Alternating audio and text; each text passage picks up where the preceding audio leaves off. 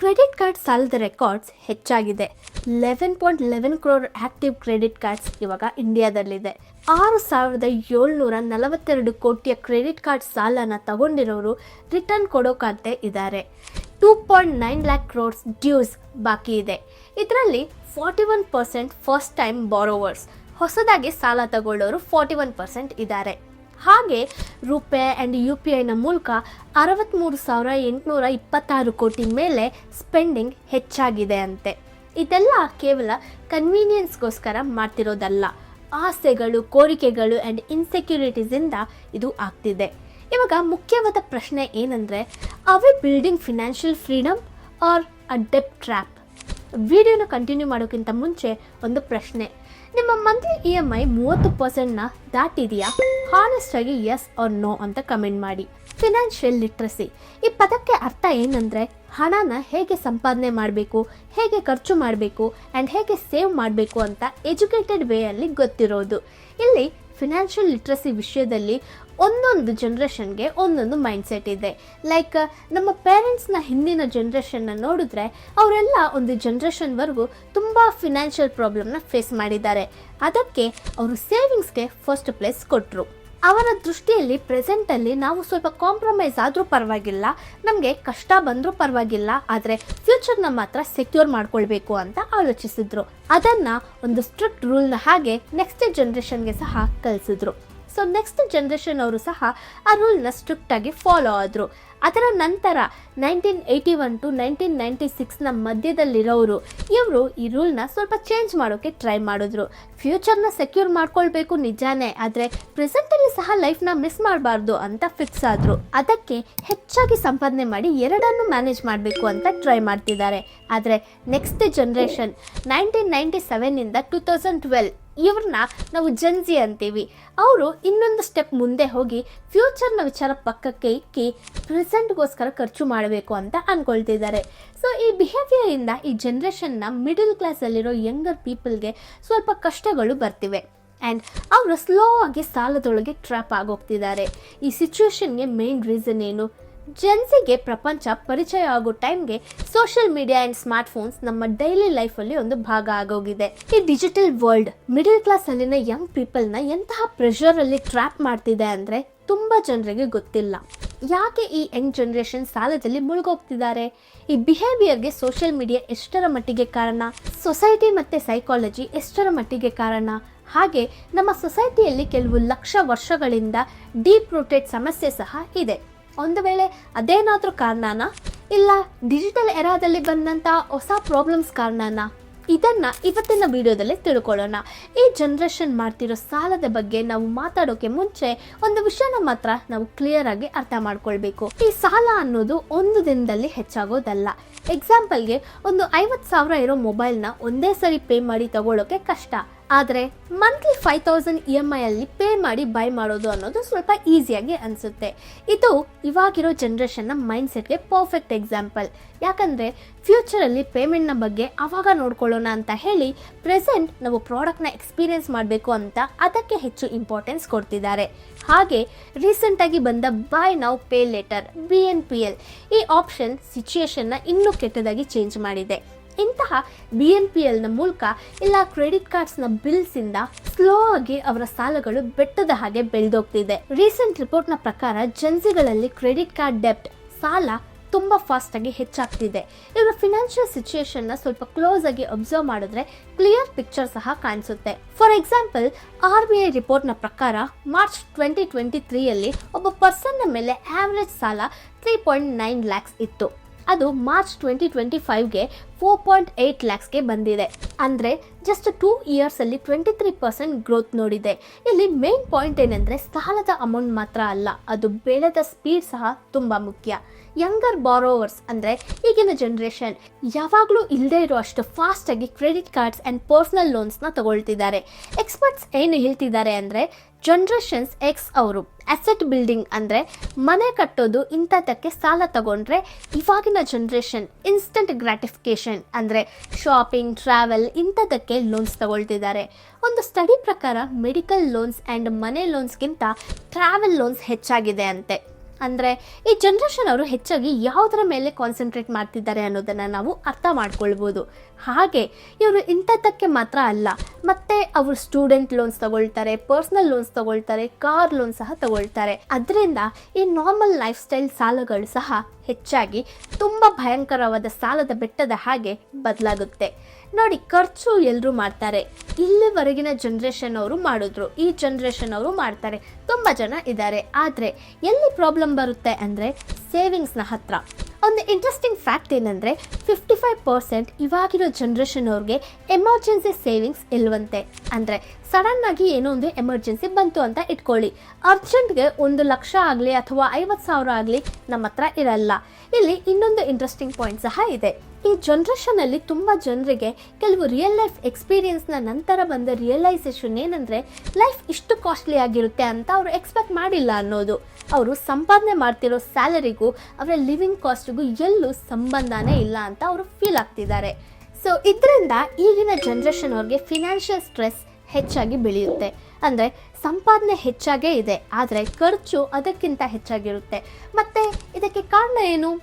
ಮೊದಲು ನಾವು smart phones and social media double ಟ್ರಬಲ್ನ ಬಗ್ಗೆ ಮಾತಾಡೋಣ. ಪ್ರೆಸೆಂಟ್ ಜನ್ರೇಷನ್ನ ವಿಷಯದಲ್ಲಿ ಸ್ಮಾರ್ಟ್ ಫೋನ್ ಒಂದು ಡಿವೈಸ್ ಮಾತ್ರನೇ ಅಲ್ಲ, ಅದು ಅವರ ಐಡೆಂಟಿಟಿ. ಈ ಐಡೆಂಟಿಟಿನ ಸೋಷಿಯಲ್ ಮೀಡಿಯಾದಲ್ಲಿ ಪರ್ಫೆಕ್ಟಾಗಿ ಪ್ರೆಸೆಂಟ್ ಮಾಡೋಕ್ಕೆ ಆ್ಯಪಲ್ ಐಫೋನ್ನಂತಹ ಕಾಸ್ಟ್ಲಿ ಗ್ಯಾಜೆಟ್ಸ್ ತುಂಬ ಮುಖ್ಯ. ಯಾಕಂದರೆ ಐಫೋನ್ ಒಂದು ಫೋನ್ ಮಾತ್ರ ಅಲ್ಲ, ಅದೊಂದು ಸ್ಟೇಟಸ್ ಸಿಂಬಲ್. ಈ ವಿಷಯಕ್ಕೆ ಬಂದರೆ ಹೊಸದಾಗಿ ಬಂದಂಥ ಫೋಲ್ಡ್ ಫೋನ್ ಆಗಲಿ ಇವೆಲ್ಲ ಇವಾಗ ಸ್ಟೇಟಸ್ ಸಿಂಬಲ್ ಆಗಿ ಬದಲಾಗೋಗಿದೆ. ಸೋಷಿಯಲ್ ಮೀಡಿಯಾ ಅಂದರೆ ಇನ್ಸ್ಟಾಗ್ರಾಮ್, ಸ್ನ್ಯಾಪ್ಚಾಟ್, ಫೇಸ್ಬುಕ್ ಅಂತ ತುಂಬ ಪ್ಲ್ಯಾಟ್ಫಾರ್ಮ್ಸ್ ಇರುತ್ತೆ.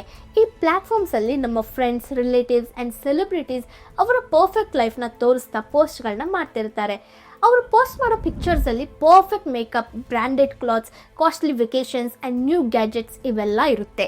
ಈ ಅಲ್ಟ್ರಾ ಎಡಿಟೆಡ್ ಆ್ಯಂಡ್ ಐಡಿಯಲೈಸ್ಡ್ ಇಮೇಜಸ್ಸಿಂದ ಜೆನ್ಸಿಯಲ್ಲಿ ಫೋಮೋ ಅಂದರೆ ಫಿಯರ್ ಆಫ್ ಮಿಸ್ಸಿಂಗ್ ಔಟ್ ಬೆಳೆಯುತ್ತೆ.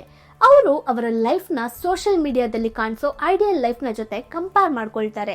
ಆ ಸೋಷಿಯಲ್ ಕಂಪ್ಯಾರಿಸನ್ನಿಂದ ಈಗಿನ ಜನ್ರೇಷನ್ ಅವ್ರಿಗೆ ಫ್ರಸ್ಟ್ರೇಷನ್ ಆ್ಯಂಡ್ ಇನ್ಸೆಕ್ಯೂರಿಟಿ ಹೆಚ್ಚಾಗುತ್ತೆ. ಅದಕ್ಕೆ ಅವರು ಹೇಗೆ ಥಿಂಕ್ ಮಾಡ್ತಾರೆ ಅಂದರೆ ಇವರೆಲ್ಲ ಹೇಗೆ ಹೊರಗೆ ಸುತ್ತಾಡ್ತಿದ್ದಾರೆ, ನನಗೆ ಯಾಕೆ ಆಗ್ತಿಲ್ಲ, ಅವರೆಲ್ಲರೂ ಏನೇನೋ ತಗೊಳ್ತಿದ್ದಾರೆ, ನಾನು ಯಾಕೆ ಅದನ್ನೆಲ್ಲ ತಗೊಳ್ಳೋಕ್ಕಾಗ್ತಿಲ್ಲ, ಇವರು ಅದನ್ನೆಲ್ಲ ಯೂಸ್ ಮಾಡ್ತಿದ್ದಾರೆ, ನಾನು ಯಾಕೆ ಯೂಸ್ ಮಾಡ್ತಿಲ್ಲ ಅಂತ ಅಂದ್ಕೊಂಡು ಅವರು ಸಂಪಾದನೆ ಮಾಡ್ತಿರೋದನ್ನು ಮೀರಿ ಹೆಚ್ಚು ಖರ್ಚು ಮಾಡ್ತಿದ್ದಾರೆ. ಈ ಪ್ರಾಬ್ಲಮ್ಗೆ ಇನ್ಫ್ಲೂಯೆನ್ಸರ್ಸ್ ಆ್ಯಂಡ್ ಮೈಕ್ರೋ ಇನ್ಫ್ಲೂಯೆನ್ಸರ್ಸ್ ಸಹ ಒಂದು ಕಾರಣ. ತುಂಬ ಜನರಿಗೆ ಸೆಲೆಬ್ರಿಟೀಸ್ಗಿಂತ ಮೈಕ್ರೋ ಇನ್ಫ್ಲೂಯೆನ್ಸರ್ಸ್ನ ಜೊತೆ ರಿಲೇಷನ್ ತುಂಬ ಜೆನ್ಯೂನ್ ಆಗಿರುತ್ತೆ. ಈ ಇನ್ಫ್ಲೂಯೆನ್ಸರ್ಸ್ ಆ್ಯಂಡ್ ಮೈಕ್ರೋ ಇನ್ಫ್ಲೂಯೆನ್ಸರ್ಸ್ ಹೇಳೋದನ್ನು ತುಂಬ ಈಸಿಯಾಗಿ ನಂಬ್ತಾರೆ. ಈ ಇನ್ಫ್ಲೂಯೆನ್ಸರ್ಸ್ ಮಾರ್ಕೆಟಿಂಗಿಂದ ಜೆನ್ಸಿಗೆ ಆ್ಯಂಡ್ ಇವಾಗಿನ ಜನ್ರೇಷನ್ ಅವ್ರಿಗೆ branded clothes, expensive lifestyle and ಮೇಕಪ್ಗೋಸ್ಕರ ಖರ್ಚು ಮಾಡಬೇಕು ಅನ್ನೋ ಫೀಲಿಂಗ್ ಹೆಚ್ಚಾಗುತ್ತೆ. ಇದಕ್ಕೆ ಒಂದು ಡೀಪ್ ರೂಟೆಡ್ ಸೈಕಾಲಜಿ ಸಹ ಒಂದು ಕಾರಣ. ಈ ಬಿಹೇವಿಯರ್ನ ನಾವು ಸೈಕಾಲಜಿ ಆ್ಯಂಗಲಲ್ಲಿ ನೋಡಿದ್ರೆ ಅದು ಇವಾಗಿನ ಪ್ರಾಬ್ಲಮ್ ಅಲ್ಲ. ಮನುಷ್ಯನಿಗೆ ಸೊಸೈಟಿಯಲ್ಲಿ ಒಂದು ಸ್ಟೇಟಸ್ ಬೇಕು ಅಂತ ಅಂದ್ಕೊಳ್ಳೋದು ಯಾವಾಗಲಿಂದಲೂ ಇದೆ. ಇದನ್ನೇ ಕಾನ್ಸ್ಪಿಕ್ಯೂಯಸ್ ಕನ್ಸಂಪ್ಷನ್ ಅಂತ ಹೇಳ್ತಾರೆ. ಇದರ ಮೀನಿಂಗ್ ಏನಂದರೆ ಕೇವಲ ನನ್ನ ಹತ್ರ ಹಣ ಇದೆ ಅಂತ ತೋರಿಸ್ಕೊಳ್ಳೋಕ್ಕೆ ಕೆಲವು ಕಾಸ್ಟ್ಲಿ ಐಟಮ್ಸ್ನ ಬೈ ಮಾಡಿ ಅದನ್ನು ಜನರಿಗೆ ತೋರಿಸ್ತಾರೆ. ಸಿಂಪಲ್ ಆಗಿ ವೆಲ್ತ್ ಪ್ರೊಜೆಕ್ಷನ್ ಅಂತ ಹೇಳ್ಬೋದು. ಇದು ಓಲ್ಡ್ ಜನ್ರೇಷನಲ್ಲಿ ಕಾಸ್ಟ್ಲಿ ಕಾರ್ಸ್ ಮತ್ತು ಜ್ಯುವೆಲ್ಲರಿ ರೂಪದಲ್ಲಿ ಇರ್ತಿತ್ತು. ಆದರೆ ಇವಾಗ ಐಫೋನ್, ಬ್ರ್ಯಾಂಡೆಡ್ ಕ್ಲಾತ್ಸ್ ಆ್ಯಂಡ್ ವೆಕೇಷನ್ಸ್ನ ರೂಪದಲ್ಲಿ ನಮಗೆ ಕಾಣಿಸ್ತಿದೆ. ಇಲ್ಲಿ ನಾವೊಂದನ್ನು ನೋಟ್ ಮಾಡಬೇಕು. ಈಗಿನ ಜನ್ರೇಷನ್ಗೆ ಸ್ಟೇಟಸ್ ಬೇಕು ಅಂತ ಅಂದ್ಕೊಳ್ಳೋದು ನಮ್ಮ ಇವಲ್ಯೂಷನಲ್ಲಿ ಒಂದು ಪಾರ್ಟ್. ಯಾಕಂದರೆ ನಮ್ಮ ಪೂರ್ವಿಕರಿಂದ ಈಗಿನ ಜನ್ರೇಷನ್ವರೆಗೂ ಎಲ್ರಿಗೂ ಸೊಸೈಟಿಯಲ್ಲಿ ಹೆಚ್ಚು ರೆಕಗ್ನಿಷನ್ಗೋಸ್ಕರ ಒಂದು ಸ್ಟೇಟಸ್ನ ಮೇಂಟೈನ್ ಮಾಡ್ತಿದ್ರು. ಆದರೆ ಇವಾಗ ಈ ಪ್ರೆಸೆಂಟ್ ಜನ್ರೇಷನ್ಗೆ ಆನ್ಲೈನ್ ಸೊಸೈಟಿಯಲ್ಲಿ ರೆಕಗ್ನಿಷನ್ಗೋಸ್ಕರ ಒಂದು ಸ್ಟೇಟಸ್ ಬೇಕು ಅಂತ ಅಂದ್ಕೊಳ್ತಿದ್ದಾರೆ. ಈ ಸೈಕಾಲಜಿಕಲ್ ನೀಡ್ನ ಬ್ರ್ಯಾಂಡ್ಸ್ ತುಂಬ ಕ್ಲೆವರ್ ಆಗಿ ಯೂಸ್ ಮಾಡ್ಕೊಳ್ತಿದೆ. ಬ್ರ್ಯಾಂಡ್ ಮಾರ್ಕೆಟಿಂಗಲ್ಲಿ ಫೋಮೋ, ಫಿಯರ್ ಆಫ್ ಮಿಸ್ಸಿಂಗ್ ಔಟ್ನ ಈಸಿಯಾಗಿ ತೋರಿಸ್ತಿದೆ. ಜನರಲ್ಲಿ ಅರ್ಜೆನ್ಸಿನ ಕ್ರಿಯೇಟ್ ಮಾಡೋದು, ಎಕ್ಸ್ಕ್ಲೂಸಿವಿಟಿನ ತೋರಿಸೋದು, ಇಂತಹ ಟ್ಯಾಕ್ಟಿಕ್ಸ್ನ ಯೂಸ್ ಮಾಡ್ತಿದ್ದಾರೆ. Limited edition products and countdown ಟೈಮರ್ಸಿಂದ ಜನ್ಸಿಗಳಲ್ಲಿ ಇವಾಗಲೇ ತಗೊಳ್ಬೇಕು, ಇವಾಗ ತಗೊಂಡಿಲ್ಲ ಅಂದರೆ ಮತ್ತೆ ಸಿಗಲ್ಲ ಅನ್ನೋ ಫೀಲ್ನ ಹೆಚ್ಚಿಸ್ತಿದ್ದಾರೆ. ಅದರಿಂದ ಇವರು ಈ ಟ್ರ್ಯಾಪಲ್ಲಿ ಬೀಳ್ತಿದ್ದಾರೆ. ಸೊ ಅವರು ಹಣ ಇದೆಯಾ ಇಲ್ಲ ಸಾಲ ಆಗುತ್ತಾ ಅಂತ ಆಲೋಚನೆ ಮಾಡೋಕ್ಕೆ ಟೈಮ್ ಇಲ್ಲದೆ ಇಂಪಲ್ಸಿವ್ ಆಗಿ ತಗೊಳ್ಳೋ ಹಾಗೆ ಮಾಡ್ತಿದ್ದಾರೆ. ಇದಕ್ಕೆ BNPL ಟ್ರ್ಯಾಪ್ ಇನ್ನೂ ಚೆನ್ನಾಗಿ ಯೂಸ್ ಆಗ್ತಿದೆ. ಅದೇ ಬೈ ನೌ ಪೇ ಲೇಟರ್. ಈ ಸರ್ವಿಸ್ನ ಬಗ್ಗೆ ಸ್ಪೆಷಲ್ ಆಗಿ ಮಾತಾಡಬೇಕು. ಈಗಿನ ಜನ್ರೇಷನ್ ಅವ್ರಿಗೆ BNPL ತುಂಬ ಇಷ್ಟ. ಯಾಕಂದರೆ ಅದು ಇಂಟ್ರೆಸ್ಟ್ ಫ್ರೀ ಅಂತ ತುಂಬ ಜನ ಅಂದ್ಕೊಳ್ತಾರೆ. ನಾನೊಂದು ಕಾಸ್ಟ್ಲಿ ಶೂನ ತಗೊಳ್ಬೇಕು ಅಂದ್ಕೊಂಡ್ರೆ ಅದನ್ನು ಈಸಿಯಾಗಿ ಒಂದು 4 ಇನ್ಸ್ಟಾಲ್ಮೆಂಟ್ಸಲ್ಲಿ ಪೇ ಮಾಡ್ಬೋದು.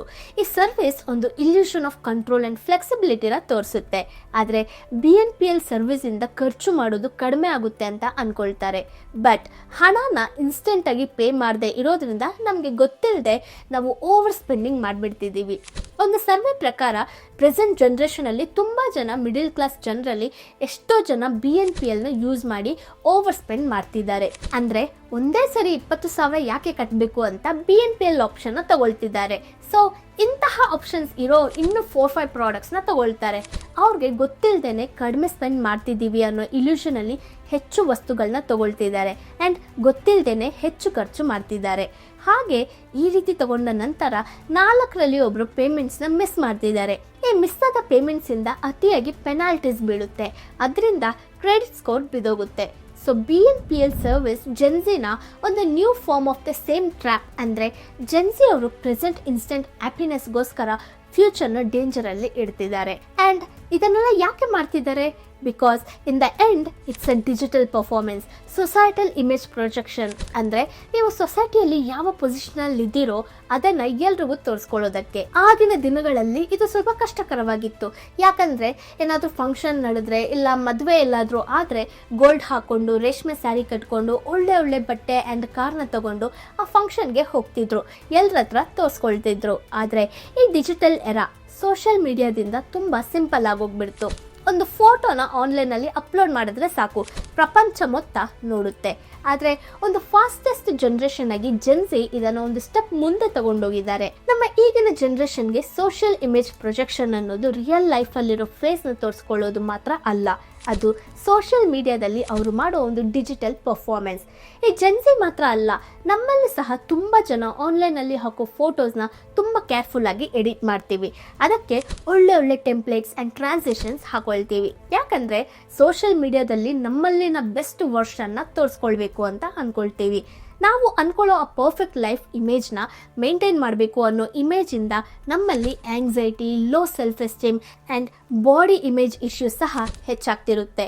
ಅದಕ್ಕೆ ನಾವು branded clothes, expensive skin care, costly fitness ರುಟೀನ್ಗೋಸ್ಕರ ಖರ್ಚು ಮಾಡ್ತಾ ಇರ್ತೀವಿ.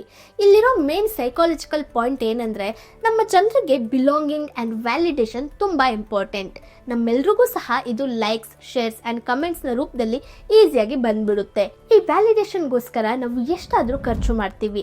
ಒಂದು ಪರ್ಸನ್ಗೆ ರಿಯಲ್ ಲೈಫಲ್ಲಿ ಲೆಸ್ ಸೆಲ್ಫ್ ವರ್ತ್ ಇದ್ದರೆ ಕಾನ್ಸ್ಪಿಕ್ಯೂಯಸ್ ಕನ್ಸಂಪ್ಷನ್, ಎಕ್ಸ್ಪೆನ್ಸಿವ್ ಐಟಮ್ಸ್ ತಗೊಳ್ಳೋದ್ರಿಂದ ಆ ಲೋ ಸೆಲ್ಫ್ ವರ್ತ್ನ ಕಾಂಪೆನ್ಸೇಟ್ ಮಾಡ್ಕೊಳ್ತಿರ್ತೀವಿ. ಅದೊಂದು ಟೆಂಪ್ರವರಿ ರಿಲೀಫ್ನ ಮಾತ್ರ ಕೊಡುತ್ತೆ ಅಂತ ನಾವು ತಿಳ್ಕೊಳ್ಳೋದಿಲ್ಲ. ಬಿಕಾಸ್ ಅದು ಲಾಂಗ್ ಟರ್ಮಲ್ಲಿ ನಮ್ಮನ್ನ ಸಾಲದಲ್ಲಿ ಟ್ರ್ಯಾಪ್ ಮಾಡಿಬಿಡುತ್ತೆ. ಸೊ ಕನ್ಕ್ಲೂಷನ್ ಏನು? ನಾವಾಗಲಿ, ಜೆನ್ಸಿ ಆಗಲಿ, ಯಾರಾದರೂ ಆಗಲಿ ಸಾಲಗಳು ಯಾಕೆ ಹೆಚ್ಚಾಗ್ತಿವೆ ಅಂತ ಅರ್ಥ ಮಾಡ್ಕೋಬೇಕಂದ್ರೆ ಇದು ಒಂದು ಸಿಂಪಲ್ ರೀಸನಿಂದ ಆಗುತ್ತೆ ಅಂತ ನಾವು ತಿಳ್ಕೊಳ್ಬೋದು. ಇಲ್ಲಿ social media, brand marketing, BNPL services and psychological pressures ಎಲ್ಲ ಸೇರಿ ಜೆನ್ಸಿನ ಸಾಲದೊಳಗೆ ತಳ್ತಿದೆ. ಇಲ್ಲಿ ನಾವು ಯಾವ ಜನ್ರೇಷನ್ನ ಬ್ಲೇಮ್ ಮಾಡೋದು ಕರೆಕ್ಟ್ ಅಲ್ಲ. ಬಿಕಾಸ್ ಈ ಪ್ರಾಬ್ಲಮ್ಸ್ನೆಲ್ಲ ನಮ್ಮ ಸೊಸೈಟಿನೇ ಕ್ರಿಯೇಟ್ ಮಾಡಿದೆ. ಮತ್ತು ಸೊಲ್ಯೂಷನ್ ಏನು? ನಾವು ಹೇಗೆ ಸಾಲದಲ್ಲಿ ಮುಳುಗದೆ ಕೇರ್ಫುಲ್ ಆಗಿರಬೇಕು?